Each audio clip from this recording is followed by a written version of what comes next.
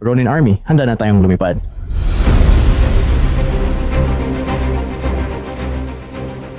Naniniwala man ako yung maraming kwarto na may flight simulator sa gusaling ito. Napakahusay nila, siguradong milyon-milyon ang halaga niyon. Then siguradong makikita mo ang bawat parte ng eroplano na nakakalat dito. Kung sakaling may makita kayo, mag-iwan lang kayo ng komento sa ibaba. Para talagang nasa tunay na eroplano ako. Oo, ganun nga. Sa tingin ko, totoong eroplano talaga yon.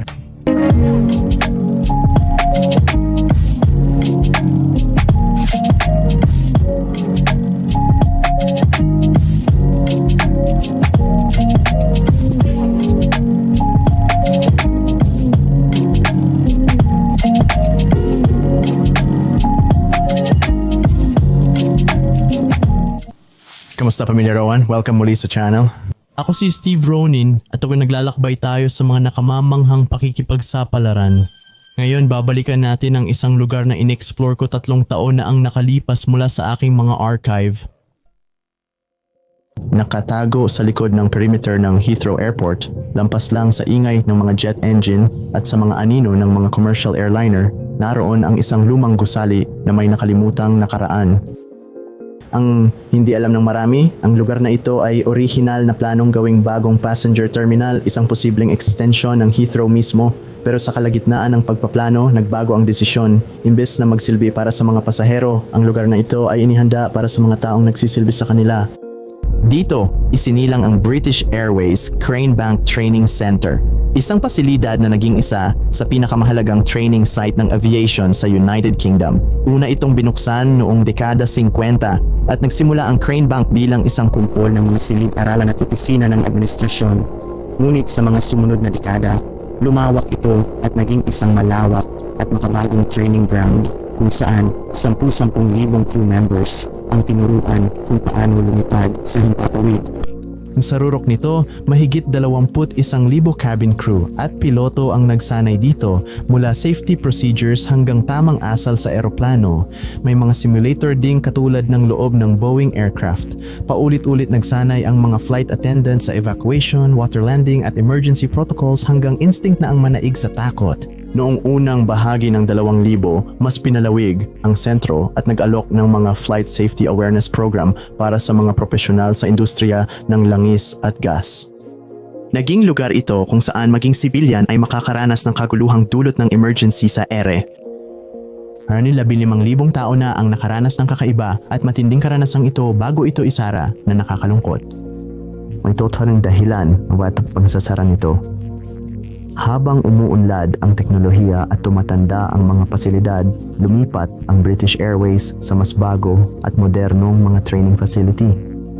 Napakaganda ng lugar na ito. Gumagana pa ang mga ilaw, nandoon pa ang mga simulator at mayroon pang mga inabando ng eroplano ng Boeing bago magsimula ang adventure. I-like, sabihin kung saan kayo galing at pakiusap, iyon ang notification bells dahil pinatay ito ng YouTube para sa marami sa inyo. Simulan na natin ang adventure. Masaya akong makita kang muli. Hello sa unang pagkakataon. Oo, ikinagagalak kitang makilala, bro. Hindi ko inakala na madali lang makarating sa lugar na ito. Ha, literal. Ito na ang pipigil sa atin. Di natin makukuha ito. Ang ganda talaga pare. Hindi talaga tayo makakadaan dito mga tol. Medyo masikip. Tingnan ko kung kaya ko. Teka, Mat, kailangan kong tanggalin ang kadena sa'yo. Ayan na. Oh, salamat. Medyo masikip lang. Oh. Uy, gimbal ba yan na nakikita ko? O masaya ka lang na makita ako? Oo, gimbal yan. Sinusubukan kong mas madalas gumamit ng gimbal.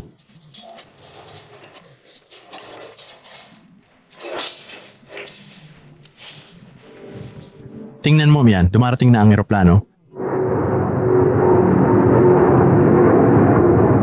Grabe, Diyos ko. Namamasdan na nain ang mga guho ng lugar na ito.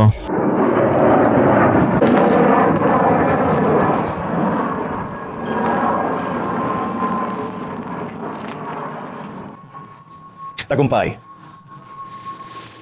Matt, sinasabi ko sa'yo, nag-align yung mga planeta para sa atin ngayon. Hindi ako yun, di ba? Hindi ko ginawa to. Dadaan lang tayo sa hallway na to. Naniniwala ako na ang gusaling ito ay may maraming kwarto na may flight simulators, sobrang astig, siguradong milyon-milyong piso ang halaga ng mga yon. Oo, sobrang sira na talaga ang lugar na to. Ibig kong sabihin, ganito na to ng mahigit 4 na taon at ngayon ko lang nalaman ngayong buwan. Hindi ako makapaniwala. May ganitong lugar pala na inabandona dito sa United Kingdom.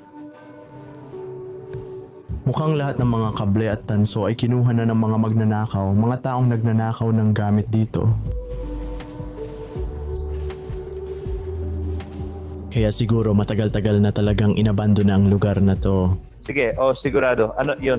15 taon, mga ganon. Siguradong matagal na, oo, pero mabilis din itong nawasak pagkatapos. Pakiramdam ko, madalas mangyari yan dito sa United Kingdom. Madalas masira ang mga lugar kapag kumalat ang balita. Tingnan mo na lang yung sofa. Talagang pinunit lang ito. May mga taong may kakaibang genetic disorder dito. Kung hindi sila nakakakain ng sapat na tanso araw-araw, nagkakasakit at maaaring mamatay sila. Kaya kailangan nilang pumasok sa mga lugar na ito, tanggalin ang tanso, gilingin ito hanggang maging pulbos at haluan ng mainit na tubig. Yun ang pagkain nila, oo. Wow, British Airways. Ang astig nun. Baka makapasok ka sa airside gamit yan. Wow, tingnan mo yung mga butas sa taas. Official na British Airways din ito. Magiging astig na souvenir ito. Oo, lagi mong nakikita na iniikot nila yung heading tapos parang ikot ako ng 180 kaya iniikot lang nila, pinipindot tapos liliko na yung eroplano. Yan yung bilis na gusto nilang liparin kaya yan ang course 1, course 2. Pwede lang nilang i-dial yung bago at pindutin ang go to course 2 or bumalik sa number 1, yun yung isa. Mukhang madali lang magmaneho ng eroplano. Oo, vertical speed. Kung gaano kataas ang pag-akyat mo kung gusto mong dahan-dahang umakyat o... Sige, mukhang nasa isang kwarto tayo ngayon at may mga kagamitan dito na ginagamit bilang mga piyesa para sa mga eroplano at pati na rin sa mga simulator. Mapapansin mo, lahat ng piyesa na ito ay may serial number at iyon ay dahil sinabi sa akin ni Matt na kailangan nilang gumamit ng orihinal na piyesa. Hindi sila pwedeng bumili ng third party o kung ano paman. Kailangan siguraduhin na legit talaga. Kapag kalawansi isang na piyesa ay ginawa, inilalagay ito sa isang sistema at sinusubaybayan sa anumang panig ng mundo. Kung tatanggalin mo ito mula sa eroplano, Talaga?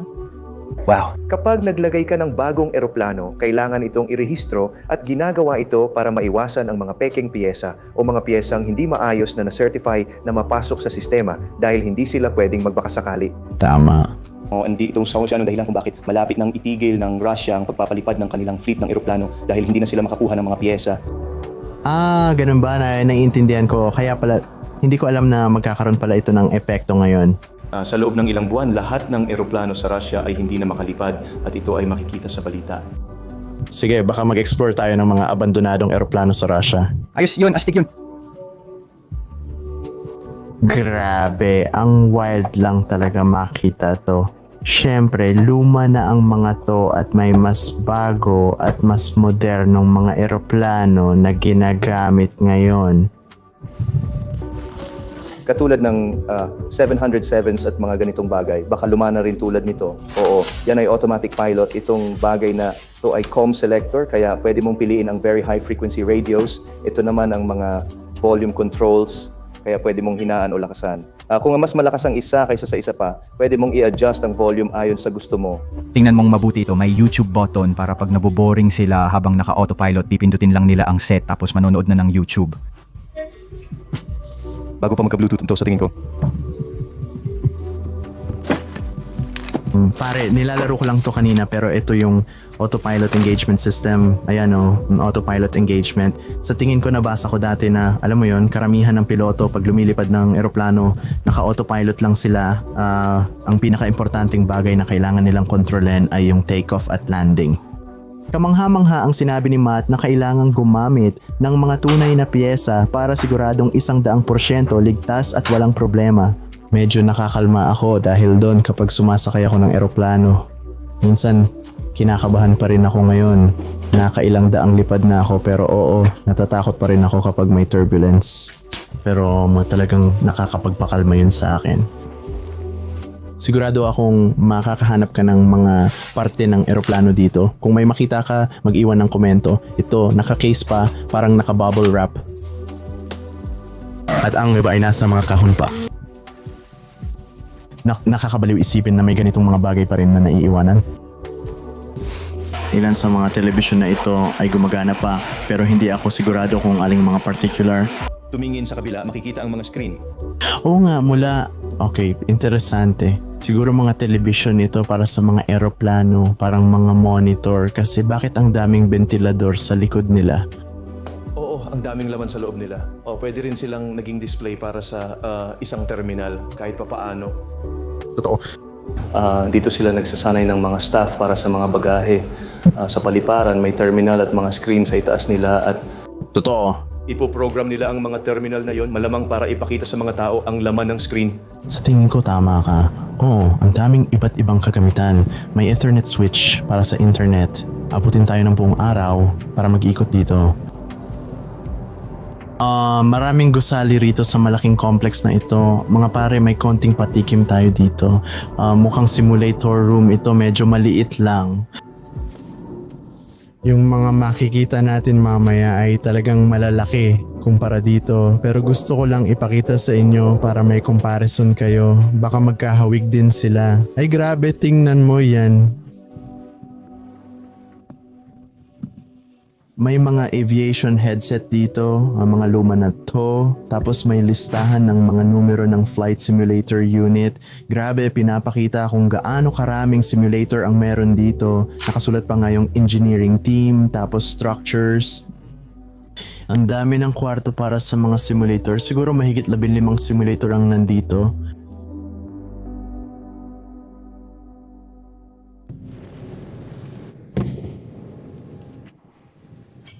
Mas malaki itong kwarto ng simulator. Ilang bahagi na ng kagamitan ang agad mong makikita tulad ng nandito.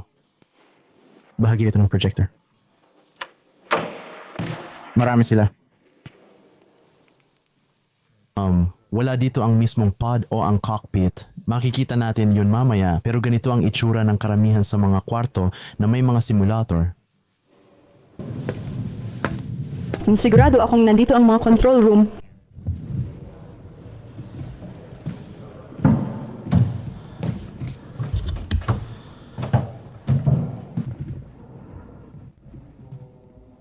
Parang conference room ito, may mga tape dito. Malamang ilalagay nila ito sa projector para mapanood nila.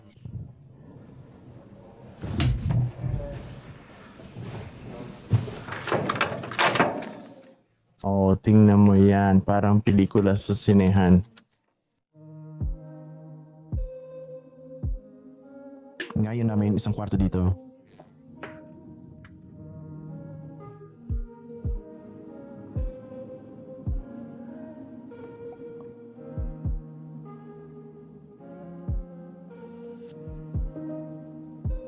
Ang astig nito. Parang simulator na karatula ito. Ito ay isang 4 na ranan at 53 oscilloscope.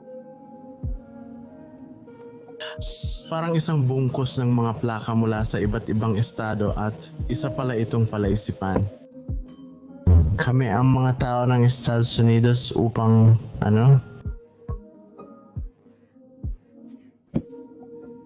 Na-stuck ako dito mga pare. Hindi ko alam kung ano ang sinasabi nito. Tuloy na lang tayo.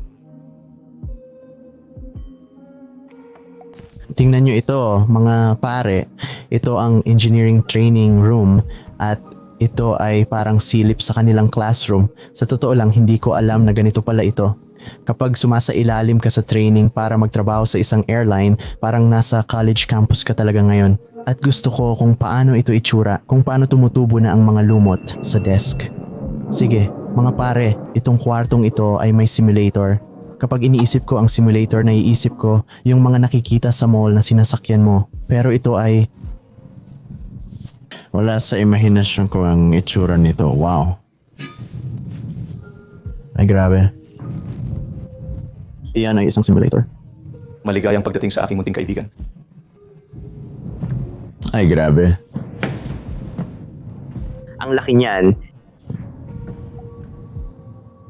Hindi ko inasahan na ganun pala yon. Oo, at ang nakakabaliw dito, alam mo yon, parang sarili niyang maliit na isla pero lahat yan gumagalaw. Buong bagay na yan. Hindi nga. Mabilis ding gumagalaw ito, ibig sabihin parang Tama. Alam mo yun, kaya grabe, oo, magiging masayang sakyan yon. itataas palayo ang platapormang ito. pagkatapos makapasok ka na. Wow, sige, pasok na tayo dun. Eto na tayo.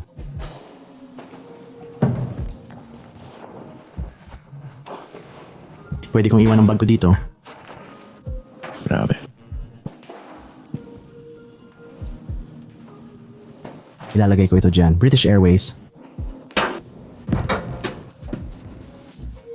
Kapitan Matt ang nagpapatakbo ng barko. Pababa na tayo, Kapitan. Oh, hindi maganda ang itsura dito sa loob. Hindi ko kayang baguhin ang mga batas ng pisika. Oo. Ay, grabe. 15 antas na patag. Oo. Oo, mga trim wheel.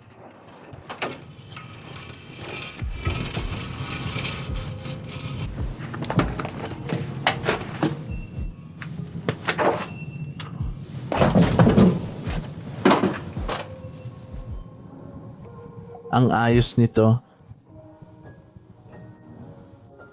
Iisipin mo lang na ikaw ang kumokontrol ng eroplano at lumilipad sa himpapawid at ganito mo ito gagawin. Parang kamukha ito ng mga hawakan ng Tesla. Siguro doon nila kinuha ang inspirasyon nila. Narito ang switch ng autopilot. Meron din silang parang mga trigger. Hindi ako sigurado kung ano ang ibig sabihin ng mga numerong ito. Baka parang lock ito, parang combination code na kailangan mong malaman para makontrol ang manibela, i-disengage. Ayan ang flap. Preno sa paradahan. Hindi ko talaga makita pero meron tayong mga projector sa harap na magpapakita ng visual simulation. Sa tingin ko pwede rin tayong pumunta doon. Mukhang dito papunta sa mga projector. Parang nakatagong pinturin ito. Oh. Maskip ang daanan. Eto na, nandito tayo sa harap ng cockpit at dito ipinoproject ang mga bagay. Pakiramdam ko hindi ganoon kaganda ang kalidad noon. Malamang mas mababa pa sa 720p ang nakikita mo noon. Hindi ko talaga gugustuhin umasa dyan para matutong magpalipad. Oo, nasa harap na tayo ng eroplano ngayon. Oh, ang astig nun. Like, ito ang kit sa gamit nila para sa simulation. Ngayon, pwede ka nang magsuot ng virtual reality headset. Sa tingin ko, yun na ang sisimulan nilang gawin. Oo, gumagamit pa rin sila ng mga ganitong simulator. Oo, ginagamit pa rin nila ang mga video projector. Mas moderno na at mataas ang resolution ng graphics ng mga ito ngayon. Oo, sigurado ako na ang resolution nito dati ay mas mababa pa sa 720p. Hindi ko alam. O baka naman mas maganda rin ang teknolohiya nila noon. Oo, tingin ko high definition na ito noon. Pero kahit noong araw, bago pa man nakakita ng high def na television ng mga tao, bawat isa doon ay 720 at 3 pa sila. I got it. Kaya nasa high definition na talaga kayo noon. Oo, sige, parang ilang taon pa rin silang nauuna. O Colin, anong tingin mo pare? Sa tingin ko, nakakabilib na basta na lang nila iniwan lahat ng gamit na to. Ibig kong sabihin, milyon-milyon siguro ang halaga nito noon. Oo, sigurado may 20 sila noon. Alam ko. Parang walang saysay, di ba? Iniwan nila ito ng ganito. Dapat kinuha at ipinagbili na lang nila ang mga piyesa, di ba? Nangangahulugan yun na magagawa nila dito ang anumang gusto nila. Oo nga. Kaya nakakahiya talaga. Nakakahiya talaga. Pwede pa sana ibenta yun sa museo o saan man. Nagpabayad pa nga kami ng ilang piso para subukan yon, gets mo ba? Oo. Ngayon, may mga usap-usapan na nabenta na raw itong lugar at baka gibayan na lang nila lahat kasi parang wala na silang sapat na pera para ipaayos pa ito. Kaya baka tuluyan na lang itong gumuho at maging abo.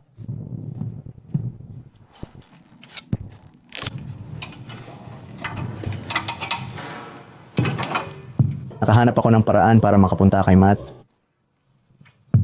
Putulin ito at mag-transition dahil wala na si Matt sa taas.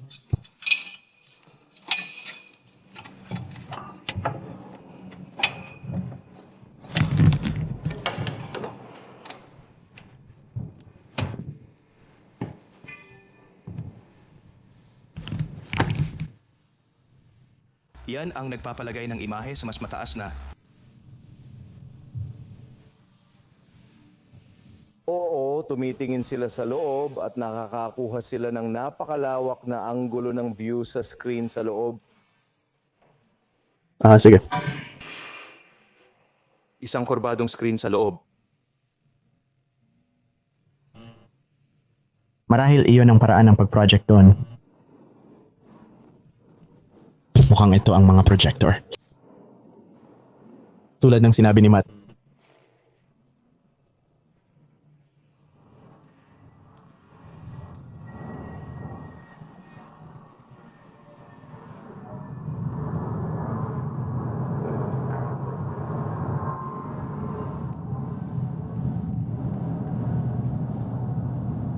At ito ay maisam sa pinakamalalaking eroplano, 747, 400. Sa tingin ko, ang tanging mas malaki dito ngayon ay ang Airbus.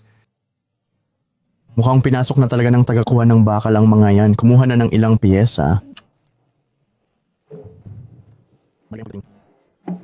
Ay, grabe. Pare, hindi ba parang nasa spaceship tayo? Oo nga, parang nasa spaceship talaga tayo. Oo, ganun nga. Nakakakapal kung magkano kalalaki sa mga projector. Ngayon, may palilit ka ng projector na kayang mag-project ng 4K. Parang dapat ipasok mo ang ulo ng tao doon, tapos parang binabayo mo ng radiation yung ulo nila. Diba? Parang alien na teknolohiya na ito ngayon. Sige, nandito na tayo ngayon sa isa pang simulator room pero medyo walang laman ito. Pero makikita mo yung ilang upuan na bahagi ng mga simulator. Parang totoong-totoo sila. Parang ganun din ang pakiramdam. Sa tingin ko galing sila sa eroplano.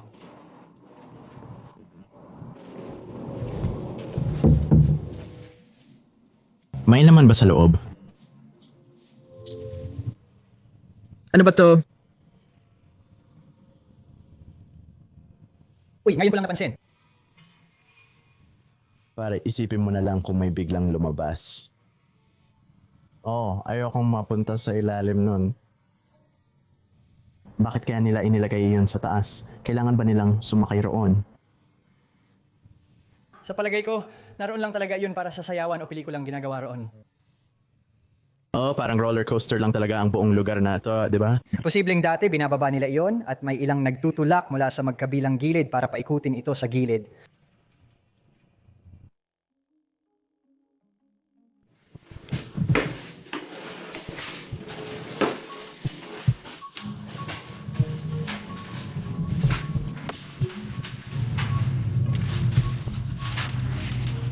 Siguro dito galing. Pupunta tayo sa bubong, tara na. Madilim dito sa loob.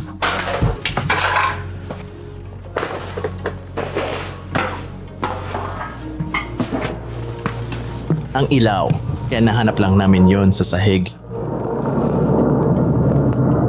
Parang kuneho ito. Paanong kuneho? Oo, baka usaw kung ano man. Ano ang gagawin ng usa dito sa itaas? Hindi ko alam kung may nagdala dito pataas. Sakal o kung ano man. Sa mga kuko na yun, medyo... Randbell ko kawan sa kuneho dito tayo sa Monkjack. Monkyak. Patingin nga, tingnan natin ngayon. Baka parang isang ibon ang may hawak nito. Parang nasa mga kuko niya.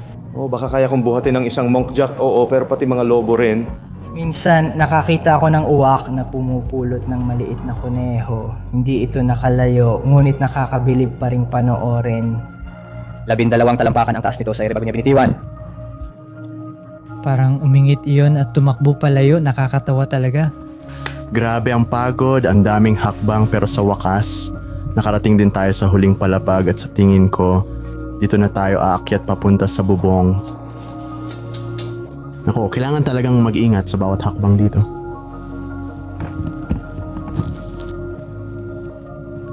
Ngayon, para na tayong nasa katapusan ng mundo.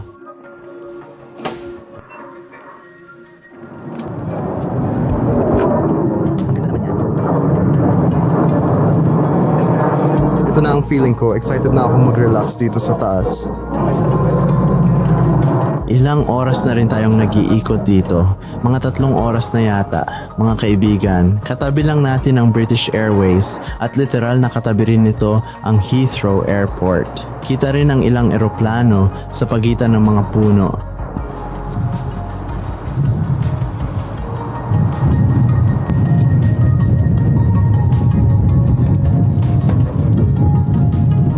Ay grabe, ang ganda nito. Ang sarap ng pakiramdam. Ang sarap ng pakiramdam. Oo.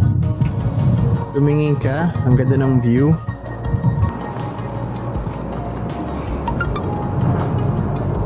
Who want this? Umorder sila ng marami niyan. Tingnan mo yan, ang laki niyan. Double decker yan, di ba? Double decker, oo. Ngayon, puro double decker na hanggang likod. Hindi lang sa harap. Wow, ang laki niyan. Ang laki, di ba?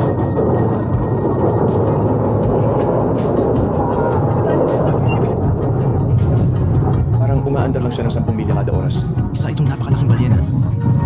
Isang balyena sa langit. Wow.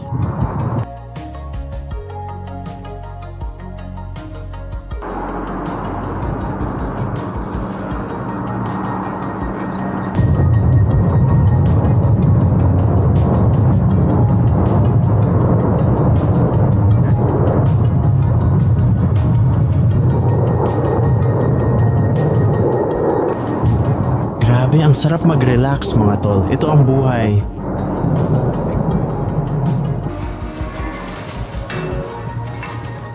Ito na ang daan papunta sa pinakamataas na bahagi ng bubong.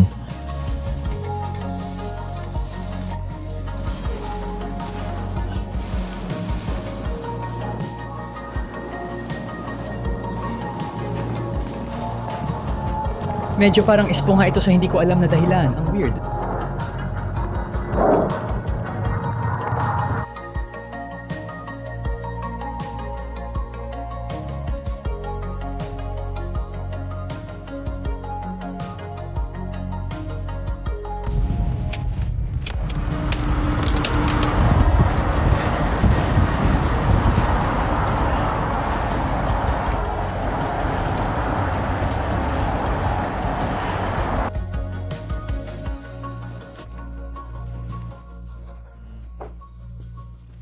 Ito ang cockpit.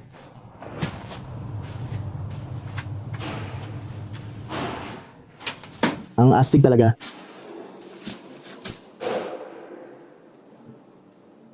Buong dashboard ay buo pa, pero tingin ko pampakita lang to. Hindi ito yung totoong gamit. Lahat kayo, may mga life vest pa kayo. Malamang dito sila nagpa-practice. Mga emergency at Akin yung backpack. Oh, palabas lang din yan.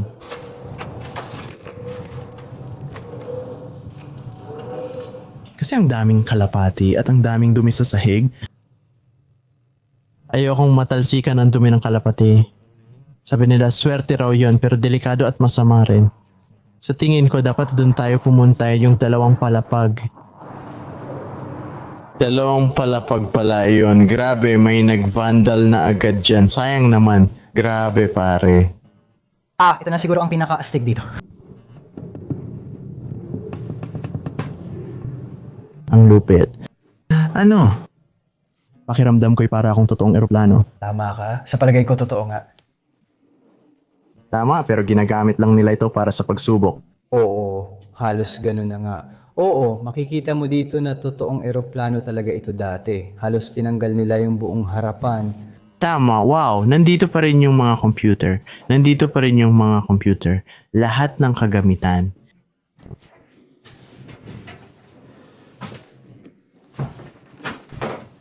Unang beses ko sa double-decker na eroplano. Talagang gusto kong pumunta sa isa. Oh, siguro kapag pumunta ako sa Dubai o Qatar, makakasakay ako ng eroplano na may double-decker. Wow, kaya kalahati lang talaga yon. Tila kinuha nila ang double-decker na eroplano, hinati sa 2 at ginamit ang harap para sa pagsubok. Umakyat ka sa itaas, yun ang pinaka-astig na parte. Sa itaas? Oh, sige, akyat na tayo ngayon. Oh, ito ang first class dito. O baka business class? Mukhang magara. May ganito pa sa television. Wow, spiral ang hagdan paakyat sa ikalawang palapag.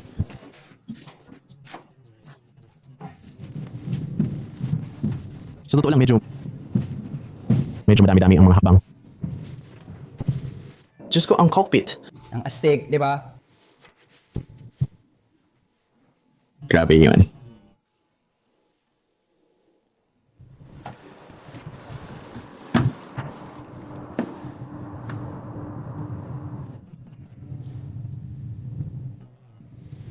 Wow. Mabaganda ang tanawin mula rito. Kumusta mga kalapati?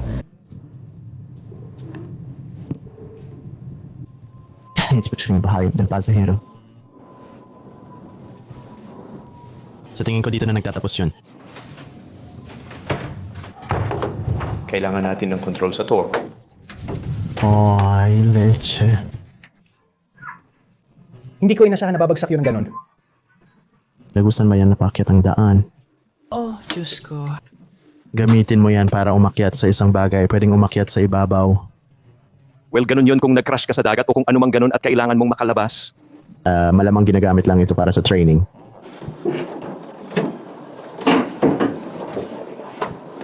Well, meron kasing parang...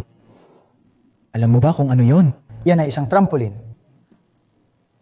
Kaya sa emergency exit, tatalon ka doon at sasabihin mo, Siguro kailangan nilang gawin yon kapag nagtitraining sila. Tatalon lang sila dito.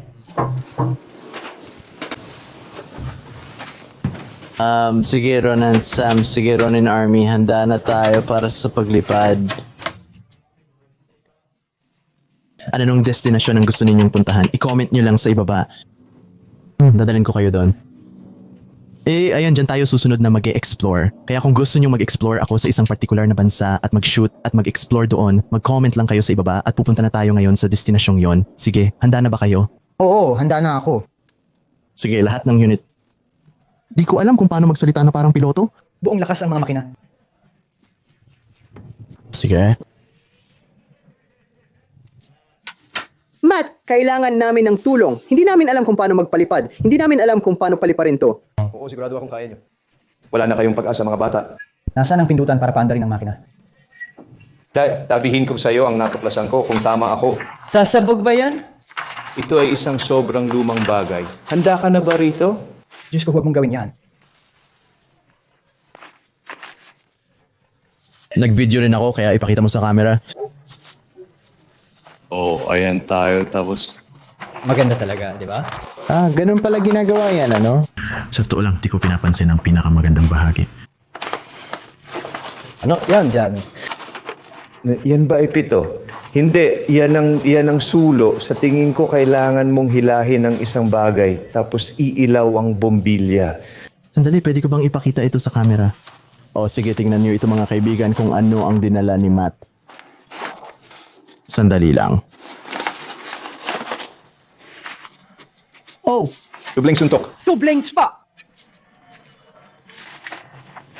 Akala ko deflator na yun. Yun nga pala. Ang astig nun talaga.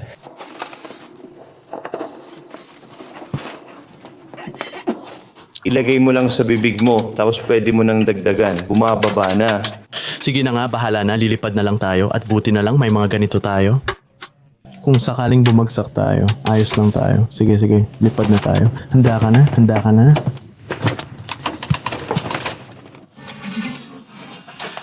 And salamat sa panonood, Ronan Fam. Sana nagustuhan ninyo.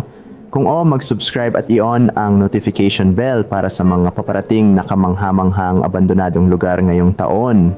Malapit na rin tayo sa 1,000,000 subscribers. Tara na mga kaibigan, mga 1,000 na lang ang kulang natin. Yung huling video ay nagdagdag ng mga 500 subscribers na sobrang nakakabaliw. Baka bukas pa lang ay umabot na ako ng 1,000,000 na talagang nakakabaliw. Siguro dapat akong mag-livestream o kaya naman dapat ko talagang ipagdiwang ito sa kahit anong paraan, di ba? Mag-iisip ako ng magandang gawin pero maraming salamat sa panonood mga kaibigan at sabihin nyo sa akin kung ano ang pinaka nagustuhan nyo dito. Gusto kong marinig ang mga opinyon nyo pero oo, mahal ko kayong lahat.